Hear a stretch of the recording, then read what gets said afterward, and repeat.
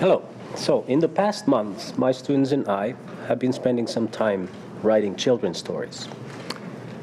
Stories about Bear and his friends and the lost duckling. But as you might guess, these are not just any stories, but they are written for a very specific purpose.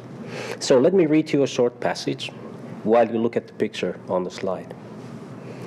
It was a beautiful spring day. The sun was shining, the flowers were blooming, and the light breeze was blowing the new green leaves.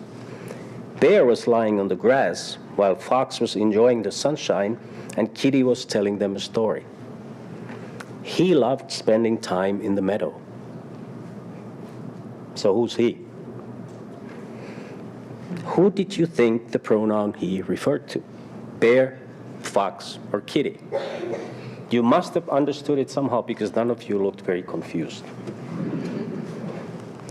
So yes, you guessed right. This research is about pronouns, those little words like it, he, she, that we all understand and we all use all the time. Pronouns are extremely frequent.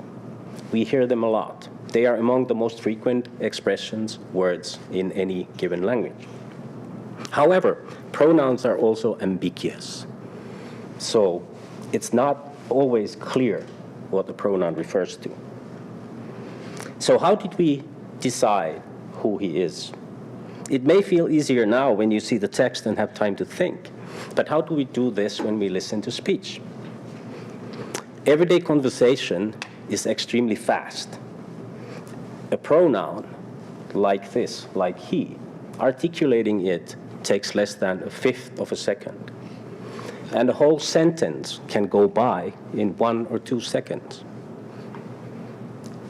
And within that brief time, what we need to do is we need to process somehow the input. We need to understand every single word. We need to put those words together, make sense of the sentence. And we also need to somehow integrate the meaning of that sentence into the conversation that we are currently having. So how do we do this? Well, adults like you and me, we have learned in the course of our language experience to use any sort of information that we can to make sense of language. So we don't pay attention to only what is said, the individual words, the individual sentence structures. We also pay attention to where something is said. So the physical, surroundings, the surroundings we imagine in our heads. And we also pay attention to how something is said, the emotional tone of voice, the intonation, the emphasis, the focus that the speaker uses. So this project is about how children learn to use pronouns, given these constraints of a real-time conversation. And what we aim to do is, we aim to lay the groundwork for a model of understanding how pronoun processing develops in young children. And this is where the picture books come in. So the children will be wearing eye-tracking glasses like these. So no, these are not somewhat tasteless, reading glasses that I just carry around.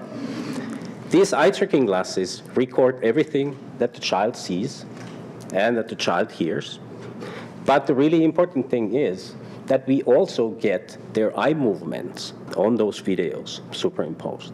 So at all times we know what the child was looking at when they were listening to the storybook. And by analyzing the data, by looking at where the child looked at after they heard a pronoun, let's say he, we can get some idea of how they understood the conversation, how they understood the pronouns.